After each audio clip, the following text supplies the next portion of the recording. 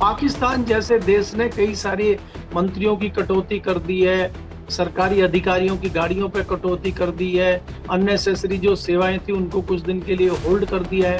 तो भारत में क्यों नहीं हो पा रहा है ये? भारत के मंत्री, प्रधानमंत्री क्यों नहीं बोल रहे हैं? प्रधानमंत्री जी आते हैं और 20 मिनट का भाषण दे के संसद में गायब हो जाते हैं, उसके बाद कुछ नहीं कह रहे हैं। और आज एक ट्वीट आता है सुबह सुबह भारतीय जनता पार्टी के यहाँ से, और वो कहते हैं कि ओहो बम बम हो गया है देश में, पेट्रोल सस्ता हो गया, डीजल सस्ता। दुनिया में आग लगी हुई है पेट्रोल में, डीजल में, और भारत में, देश में सस्ता हो रहा है। नमस्कार दोस्तों, कैसे हैं आप लोग। उम्मीद है आप सभी अच्छे होंगे। मोदी जी हैं तो मुमकिन है। पेट्रोल पंपों पर लंबी लंबी लाइनें हैं, गैस के लिए लंबी लंबी कतारें लगी हुई देश में तमाम जगहों पर हमको नजर आ रही हैं। लेकिन क्या इसके लिए विपक्ष जिम्मेदार है, जैसा कि एक बताने की कोशिश की जा रही है सरकार की तरफ से, भारतीय जनता पार्टी की तरफ से। बीजेपी ने तो ट्वीट करके कह दिया कि भाई पेट्रोल सस्ता, डीजल सस्ता। लेकिन कौन सा पेट्रोल पंप है जो सस्ता डीजल पेट्रोल दे रहा है? 2 पैसे भी हमको नहीं दिखाई दे रहा है। बल्कि नायरा ने कुछ पैसे बढ़ाए हैं, कुछ रुपए बढ़ाए हैं पेट्रोल डीजल पर। एक्साइज ड्यूटी कम हो गई है, फिर भी कंपनियों को क्या फायदा पहुंचाने के लिए सरकार ने फैसला लिया है। तमाम ऐसी चीजें हैं जिन पर बात होना बहुत जरूरी है। केपी मलिक जी वरिष्ठ हमारे साथ जुड़े हैं, उनसे बातचीत करेंगे। सर बहुत बहुत स्वागत है आपका। धन्यवाद हिमांशु जी, आपका भी और आपके प्यारे सुधी दर्शकों का भी, और उनको रामनवमी की बहुत बहुत शुभकामनाएं, बधाई जी जी। सर, रामनवमी की एक तरफ तो आप शुभकामनाएं दे रहे हैं, दूसरी तरफ हम देश में देख रहे हैं पेट्रोल डीजल को लेकर जिस तरह से पेट्रोल पंपों पर हाहाकार मचा हुआ है। सबसे पहले तो आप इसका दोषी किसे मानते हैं? क्योंकि सरकार तो ये कह रही है कि कोई भी कमी नहीं है तेल की, ना ही गैस की कोई किल्लत है, लेकिन हम देख रहे हैं सिलेंडर जो है लगातार और उसके लिए मारामारी हो रही। दूसरी तरफ भारतीय जनता पार्टी का एक ट्वीट आया है कुछ देर पहले, वो ये कह रहे हैं कि जनता की राहत पहली ही प्राथमिकता है, पेट्रोल सस्ता, डीजल सस्ता। तो ये कौन सा पेट्रोल और डीजल है जो सस्ता मिल रहा है? कौन से पेट्रोल पंप पर मिल रहा है? मैं ये भी जानना चाहता हूं, जहां मैं भी जाऊं और पेट्रोल डलवा लूं अपनी गाड़ी में। देखिए हिमांशु जी, जैसे आप कह रहे हैं कि अगर पेट्रोल की, गैस की देश में ये हालत है, इसका जिम्मेदार कौन है? तो सबसे बड़ी बात तो यह है कि देखिए, इसका जिम्मेदार तो किसी को ठहराया ही नहीं जा सकता। ये तो भाई युद्ध चल रहा है, उसमें अमेरिका, इजराइल और ईरान का युद्ध है, और हम भी उससे कहीं ना कहीं प्रभावित हैं। लेकिन जब हमारे पड़ोस में इतनी बड़ी घटना हो रही हो, इतनी बड़ी चीजें हो रही हो, तो उसको देखते हुए हमारी तैयारियां क्या है, हमने क्या तैयारियां की हैं। जब हमारे पड़ोसी के यहाँ कोई भयंकर इस तरह की चीजें चल रही हो, तो हम अपने घर में बैठ के, अपने परिवार के सदस्यों के साथ बैठ के विचार विमर्श करते हैं कि इस समस्या से कैसे निपटा जाए, क्योंकि ये समस्या लंबी चलने वाली है। तो हम क्या क्या अपनी कटौती करेंगे, क्या क्या चीजें जोड़ेंगे, क्या क्या चीजें करेंगे, इस पे एक विचार विमर्श होता है। और जो घर का मुखिया होता है वो दिशा निर्देश तय करता है। देश के प्रधानमंत्री जी आज नरेंद्र मोदी जी हैं। 140 करोड़ भारतीयों को वो प्रतिनिधित्व देते हैं। अब आप देखिए कि युद्ध से पहले, चंद रोज पहले वो इजराइल से आए थे। तो सवाल ये बनता है कि क्या उनको युद्ध के बारे में मालूम था? अगर उनको युद्ध के बारे में मालूम था, तो उन्होंने क्या देश में इस तरह की तैयारियां की थी? दूसरी बात यह है कि वो लगभग 3 हफ्ता पार्लियामेंट से गायब रहने के बाद में एकाएक पार्लियामेंट में अवतरित होते हैं और अपना एक लिखा हुआ भाषण लाते हैं और उसको पढ़ देते हैं, और किसी की समझ में कुछ नहीं आता। क्योंकि हम लोग थोड़ी मोटी बुद्धि के लोग हैं। हम लोगों ने समझा कि भाई कोरोना जैसे हालात होने वाले हैं। अब मेरे हिसाब से तो कोरोना के हालात बहुत दर्दनाक और बहुत खतरनाक और बहुत भयभीत करने वाले थे। तो इस प्रकार की आशंका जाहिर करना प्रधानमंत्री का, इसका मतलब ये लोगों ने निकाला है कि हालात खराब होने वाले हैं। हालात खराब होने वाले हैं, जैसे उस समय पे कोरोना में आपको दवाइयां नहीं उपलब्ध हो पाई थी, आपको इंजेक्शन नहीं मिल रहे थे, आपको हॉस्पिटल में एडमिशन नहीं मिल रहा था। तो उसकी कोशिशें लोग अपने अपने तरीके से कर रहे थे। एक एक इंजेक्शन 25-25 हजार का, उस 1-1 लाख का, इस तरह का लोग खरीद रहे थे, पैसे देकर हॉस्पिटलों में बेड ले रहे थे। तो इसीलिए जो संपन्न लोग हैं या जो कैपेबल लोग हैं, वो पेट्रोल की और गैस की जो है कालाबाजारी करने में, उसको स्टोर करने में लगे हुए हैं।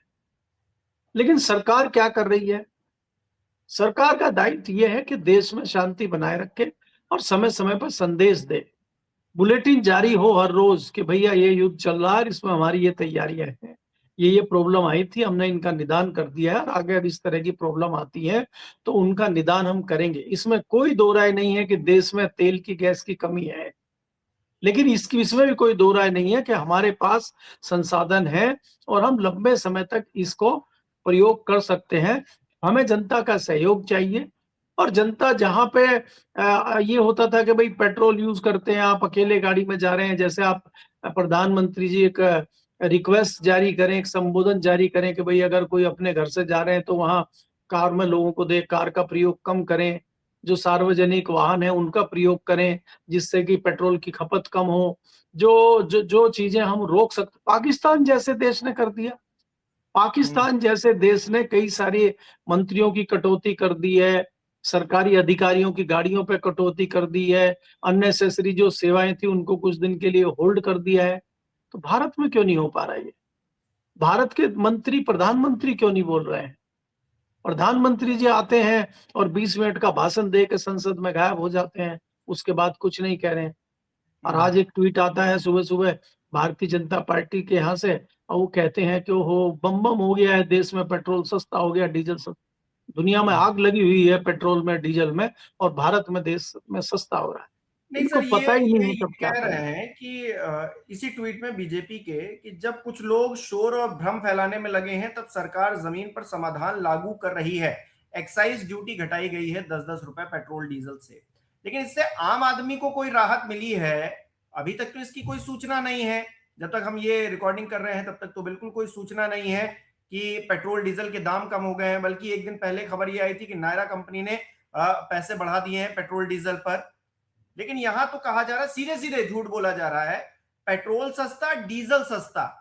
कोविड के हिमांशु बाद जी इन्होंने देखिए, अठन्नी भी कम नहीं की है पेट्रोल डीजल पर, जमकर सभी हिमांशु जी कंपनियों ने फायदा लिया है इसका। जी। आप ये देखिए कि कंपनियां लगातार सालों साल, हम्म। जब दुनिया में कच्चा तेल 100 बैरल से भी नीचे आ गया था, तब भी कंपनियां 100 रुपए लीटर यहाँ बेच रही थी, 95 रुपए लीटर, 98 रुपए लीटर, 100 रुपए लीटर के हिसाब से पेट्रोल भारत में बिक रहा है। जब सस्ता आपको बाहर से आ रहा था तब कंपनियों ने रेट कम नहीं किया। अब वाकई भाई वास्तव में महंगाई है दुनिया में और कंपनियों को नुकसान जरूर हो रहा होगा, लेकिन आपने जो सालों साल फायदा लिया है तब तो आप चुप थे। आज आपको जैसे ही नुकसान होने लगा, आप जो है चीखने चिल्लाने लगी कंपनियां, और कंपनियां बोलने लगी हम तो रेट बढ़ाएंगे। ऐसे में सरकार की नींद जागी और सरकार ने तुरंत जो है अपना जो शुल्क था वो कम कर दिया। तो आपने तो कंपनियों को फायदा दिया, आम आदमी को तो फायदा मिला नहीं इसमें। आम आदमी की जेब तो पिछले कई सालों से कट रही है, तो इसमें आम आदमी को फायदा कहना, डीजल सस्ता पेट्रोल सस्ते का जो जुमलेबाजी लफबाजी करना, ये भारतीय जनता पार्टी की पुरानी आदत है, इसमें कुछ नई बात नहीं है। लेकिन बात ये है कि ये कब तक चलेगा? आपको क्या जानकारी है? जिस प्रकार से अमेरिका जो बंदर भभकी दे रहा है ईरान को, 48 घंटे का पहले सीज फायर किया, फिर 5 दिन का किया, आज 5 दिन की जो है समय सीमा समाप्त हो रही थी तो 10 दिन का किया।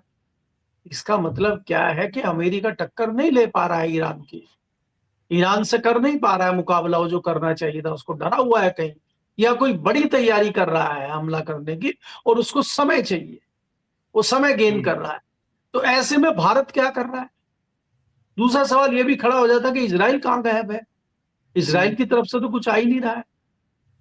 हम कहीं पढ़ रहे थे कि इजराइल ने कम से कम अब ये माना है कि उनके जो है सैकड़ों नागरिक जो है वो घायल हैं और कुछ लोगों की वहां पे मौत भी हुई है। ये एक्सेप्ट इतने दिन के बाद इजराइल का करना ये जताता है कि इजराइल भी बड़ी परेशानी में है, लेकिन वो बोल नहीं रहा है।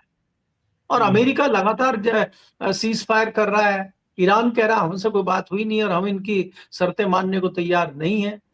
और वो जो है 15 शर्तें ट्रंप साहब ने रख दी हैं कि ये करना है वो करना है, उसी में 5 शर्तें ईरान ने भी अपनी रख दी है। एक दूसरे की शर्तें कोई सा मानेगा नहीं और युद्ध फिर चलेगा। तो सवाल ये बनता है कि भारत की इस बीच में क्या तैयारियां हैं?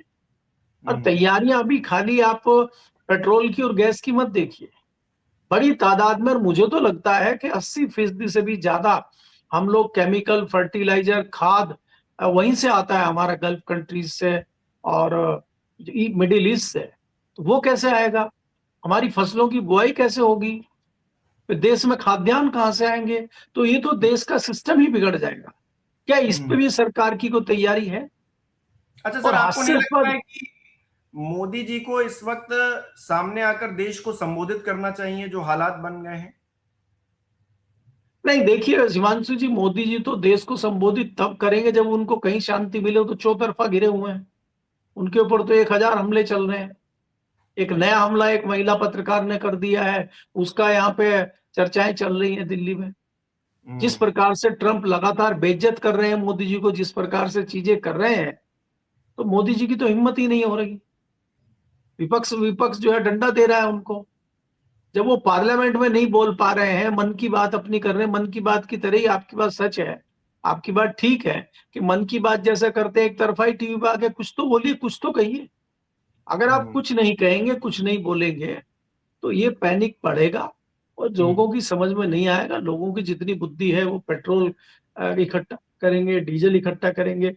अगर आप पेट्रोल इकट्ठा कर भी लेते हैं तो उस पेट्रोल का करेंगे क्या? गाड़ी में डाल के भागेंगे कहाँ? जाएंगे कहाँ जब सब कुछ बंद हो जाएगा? मैं यही सवाल मेरा है कि अगर आप अधिक चीजें इकट्ठी, अगर आप सारी चीजों की मारामारी हो जाएगी और आपने गैस के 20 सिलेंडर इकट्ठे कर लिए, चोरी छुपे ब्लैकमेलिंग कर ली, तो उस 20 सिलेंडर का करेंगे क्या? आपके घर में ही लोग हल्ला बोल के लुटेरे आ जाएंगे और आपको ही लूट के ले जाएंगे 20 सिलेंडर। तो ये इस तरह की चीजें अगर देश में होंगी तो अव्यवस्था फैलेगी। तो किस लिए इकट्ठा करना? जो होगा देखा जाएगा, देश के साथ है। देश के मुखिया को सामने आके बताना चाहिए। मैंने तो पहले ही आपको उदाहरण स्वरूप बता दिया है कि जब भी कोई आपदा पड़ोस में आती है और हमें लगता है कि यह आपदा हमारे घर की तरफ भी आ सकती है, तो हम इसका क्या समाधान करेंगे, कैसे निपटेंगे, इसमें परिवार में एक बैठक होती है और परिवार का मुखिया डिसीजन लेता है।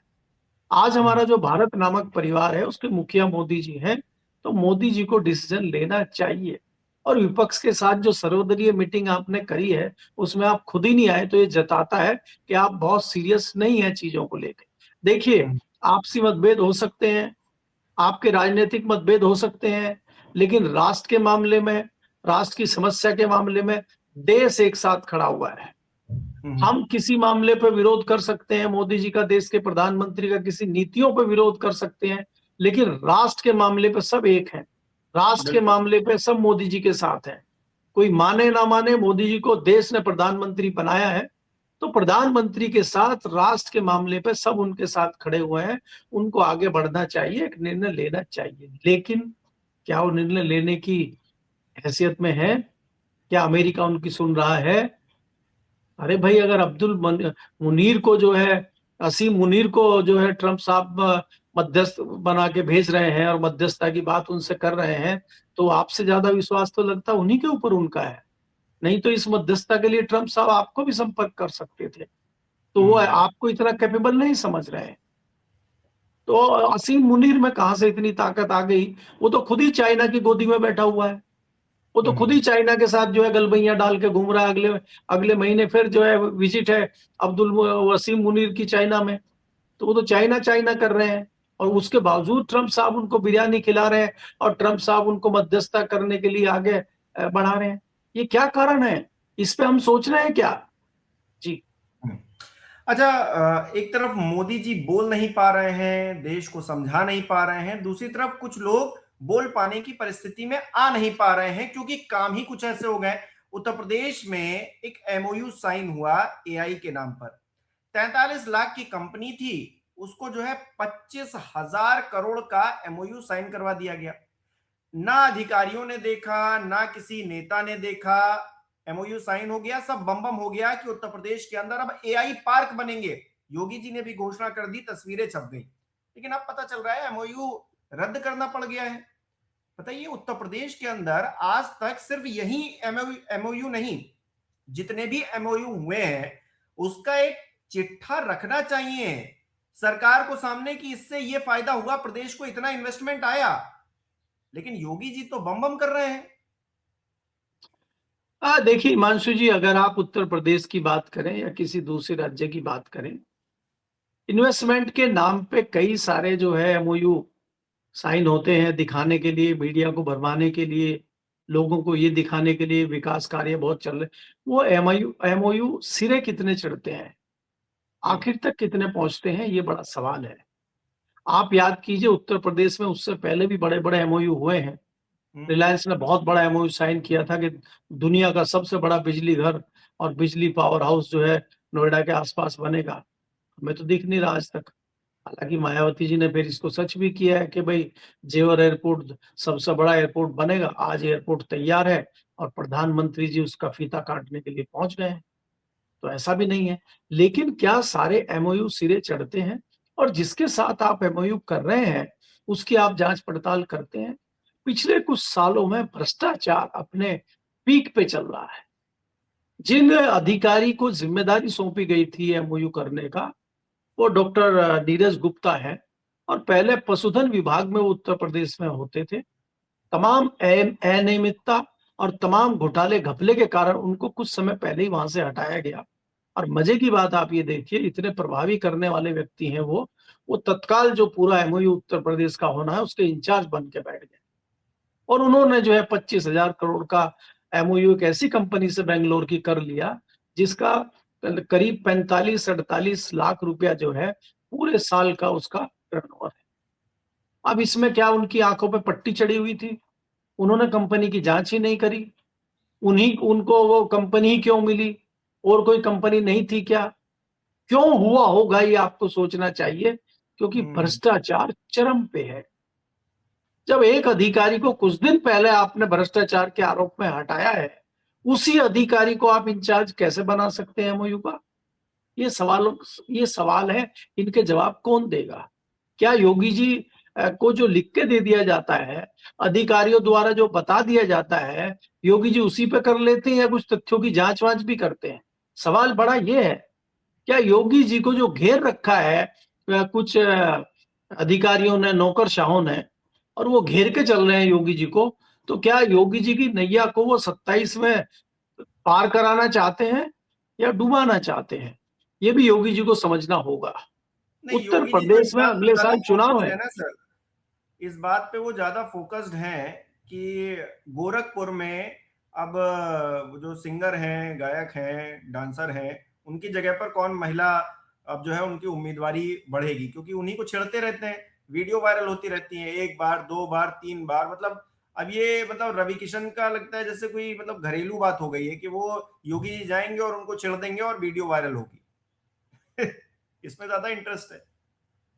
देखिए योगी जी कहीं ना कहीं इस बात को लेकर त्रस्त हैं कि जो गोरखपुर की लोकसभा की सीट है उस पर उनका आधिपत्य रहा है। और उनको लगता है कि ये बाहरी व्यक्ति यहाँ पे आ गए हैं, कहीं यहाँ पे ये जम ना जाए, कहीं उनकी बसी बसाई जो वो मामला है राजनीति का उसको ये नुकसान ना पहुंचा दें। तो वो बीच बीच में अपना दखल अंदाजी उस तरह से दिखाते रहते हैं। और ये किसी भी सियासी व्यक्ति की बात होती है। लेकिन हम योगी जी को ऐसी सियासत से ऊपर उठा हुआ आदमी देखना चाहते हैं। आप प्रदेश के मुख्यमंत्री हैं। आज आप राष्ट्रीय पटल पे दिखने वाले, और भारतीय जनता पार्टी आपको राष्ट्रीय पटल पे आगे बढ़ाने के बारे में विचार विमर्श कर रही है।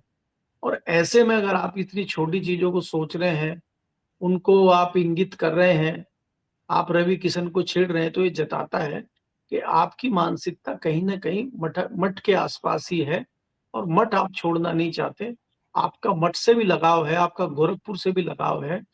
प्रदेश और देश भले ही छूट जाए, लेकिन आपसे गोरखपुर नहीं छूटना चाहिए। गोरखपुर की लोकसभा आपके कब्जे में रहनी चाहिए। कहीं ना कहीं इस प्रकार की सोच आपकी है। इससे तो यही मैसेज जनता में जाता है। तो क्या इससे अच्छा योगी जी निकल पाएंगे? हम्म। 2027 में कुछ नया कर पाएंगे? ये तो समय ही बताएगा। अच्छा, ये जो एमओयू वाला पूरा कांड हुआ है, इसमें आपको नहीं लग रहा है एक एक्शन लेकर योगी जी को ये साबित करना चाहिए, ये बताना चाहिए, ये दिखाना चाहिए प्रदेशवासियों को कि जो गलत काम करेगा, जो इस तरह से जो है भटकाने का काम करेगा, उसको हम छोड़ेंगे नहीं। नहीं ये सिर्फ जो है खाली कहने की बातें हैं, जो छेड़ेगा नहीं छोड़ेंगे नहीं, नहीं, इसमें छेड़ा। ये भारतीय जनता पार्टी में अगर आप इस तरह की अपेक्षा कर रहे हैं तो फिर आप गलत व्यक्ति हैं। भारतीय जनता पार्टी में इस तरह की गलत हरकतें नहीं होती हैं कि अफसरों पर तत्काल एक्शन हो, कोई इस्तीफा हो, कोई किसी को सजा दी जाए। भारतीय जनता पार्टी में ऐसा नहीं। आपने कितना बड़ा अभी घोटाला घपला अयोध्या में देखा था जमीन का, क्या हुआ उन अधिकारी का? अभी इनका क्या हुआ? नीरज गुप्ता के ऊपर इतना बड़ा आरोप है, इनका कोई एक्शन हुआ? उससे पहले उत्तर प्रदेश में पुलिस अधिकारियों पे इतने आरोप लगे, उस पर कुछ हुआ? जिन अधिकारियों ने दुर्व्यवहार किया शंकराचार्य जी के साथ, उन पे कोई एक्शन हुआ? तो देखिए, भारतीय जनता पार्टी की सरकार में कोई एक्शन मंत्रियों पर नहीं होता है। आजकल तमाम स्टीम फाइल खुल रही हैं महाराष्ट्र में, मध्य प्रदेश में। एक किसी मंत्री, एक किसी विधायक पे कोई एक्शन हुआ? यहाँ नहीं होता है। यहाँ तो छोटे मोटे लोगों को अपना बलि का बकरा बनाइए और चलिए। यहाँ चुप रहिए, कोई जवाब देना नहीं है। आप आरटीआई लगाइए, सवाल पूछिए। जो ज्यादा सवाल पूछे, जो ज्यादा आरटीआई लगाए, उसका दिमाग ठीक करो, उसको जेल भेजो, उसका अकाउंट बंद करो, उसका चैनल बंद करो। वो यहाँ होता है। आप ये अपेक्षा नहीं कर सकते कि अधिकारी के ऊपर जांच हो, उसको हटाया जाए, उससे इस्तीफा देने के लिए कहा जाए। वो तो अच्छी लिस्ट में आ गए हैं। अब गुप्ता जी को इनाम दे के मुझे लग रहा है लखनऊ में कोई बड़ी जिम्मेदारी मिल सकती है कि ये तो करिश्मा इन्होंने कर दिया है। अब ऐसा करिश्मा ये एक आध और करें, इसलिए इनका प्रमोशन मुझे लगता है हो जाएगा। डिमोशन की बात आप मत सोचिए। अच्छा, एक और उपलब्धि जो है हासिल की है उत्तर प्रदेश ने योगी जी के रहते हुए। गाजियाबाद का लोनी सबसे ज्यादा प्रदूषित, मतलब दुनिया में सबसे ज्यादा प्रदूषित वो जगह है। वहां के विधायक कहते हैं कि यहाँ गाय कटती हैं, 1000 गाय कट रही हैं, योगी जी कुछ नहीं कर पा रहे हैं, और प्रदूषण बढ़ रहा है उस पर वो विधायक जी भी कुछ नहीं कर पा रहे हैं, योगी जी भी कुछ नहीं कर पा रहे हैं। और यहाँ योगी जी ने अभी हाल ही में गोरखपुर का जिक्र कर दिया था कि दिल्ली में देखिए प्रदूषण कितना है, हमारे यहाँ तो प्रदूषण ही नहीं है। देखिए हिमांशु जी, जो आप जिस लोनी की बात कर रहे हैं वो दिल्ली की तलहटी में है, और जहाँ पे यमुना एंटर करती है वो सारा यमुना की तराई का क्षेत्र था, और वहां पे बहुत ज्यादा लीगल और इलीगल लोग भी रहते हैं। वो उस तरह की कॉलोनी वहां नहीं है कि जो ढंग से बसाई गई हो, और वहां पे आबादी बहुत ज्यादा है। और वहां पे आबादी मुस्लिम समाज की या गरीब लोगों की, उस तरह की आबादी है, और वहां पे इस तरह की चीजें चलती रहती हैं। इसमें कोई दो राय नहीं है कि वो सबसे पोल्यूटेड क्षेत्र है, सबसे ज्यादा चोरी चकारी वाला और मर्डर वाला क्षेत्र है। वहां पे तमाम चीजें होती रही होंगी। वहीं से नंद किशोर गुर्जर जो है वो विधायक हैं, और वो विधायक लगातार योगी जी के सामने ही बीन बजाते रहते हैं, आपने देखा है। अब वो सारी चीजें योगी जी ने कितना ध्यान दिया, क्या उनका हुआ, वो आपके सामने है। क्या पुलिस पे एक्शन हुआ था उनका इतना सारा कुर्ता फाड़ लेने के बावजूद, और कई दिन तक नंगे घूमने के बाद भी कुछ नहीं हुआ? कुछ उखाड़ पाए थे क्या वो? तो कहीं ना कहीं पुलिस को, प्रशासन को संरक्षण योगी जी का है। और मुझे लगता है कि नौकरशाह ही योगी जी को चला रहे हैं, इसलिए योगी जी इस तरीके से चल रहे हैं। यहाँ मैं एक थोड़ा सा जिक्र कर देता हूँ। भारतीय जनता पार्टी के ही बहुत बड़े नेता थे कल्याण सिंह जी, और जब वो उत्तर प्रदेश में मुख्यमंत्री थे तब भी कानून व्यवस्था को इसी तरह माना जाता था कि उनके राज में कानून व्यवस्था चाक चौबंद है, और कहीं एक पत्ता भी नहीं हिल सकता।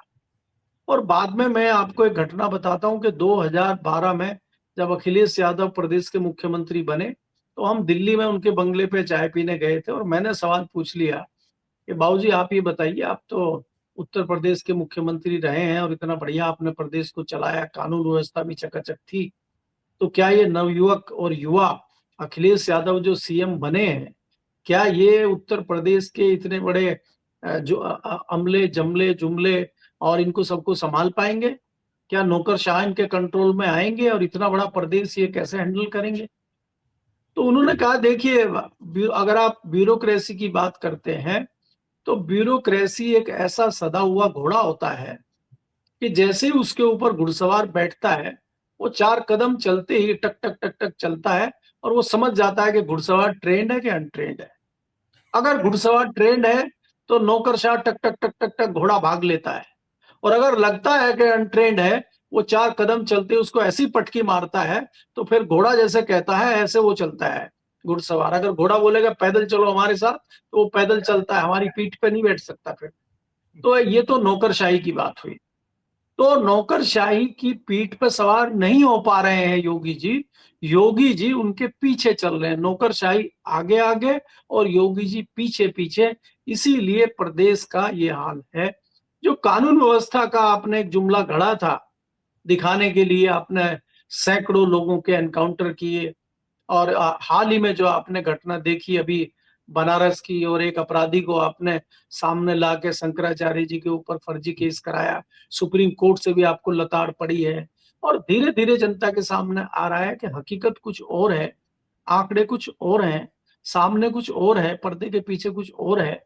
तो वो चीजें परतें अभी खुलने लगी है। 10 साल की आपकी सरकार हो गई है, तो अब उत्तर प्रदेश में भारतीय जनता पार्टी के लिए हो चाहे योगी जी के लिए हो, इतना आसान नहीं है कंट्रोल करना।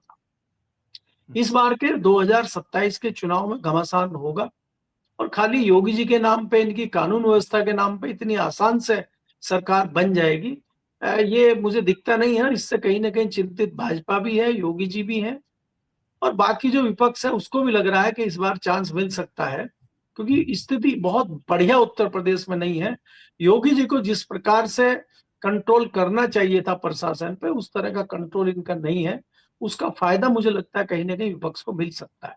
जी जी, बहुत बहुत शुक्रिया सर हमारे साथ जुड़ने के लिए, तमाम बातचीत के लिए। हमारे दर्शक किस तरह से देख रहे हैं इन विषयों को कमेंट करके जरूर बताएं। इस वीडियो को लाइक करना, शेयर करना मत भूलिएगा। हमारे चैनल को सब्सक्राइब नहीं किया तो वो भी जरूर कीजिएगा। आप हमें सहयोग भी कर सकते हैं ज्वाइन बटन पर क्लिक करके। बहुत बहुत धन्यवाद।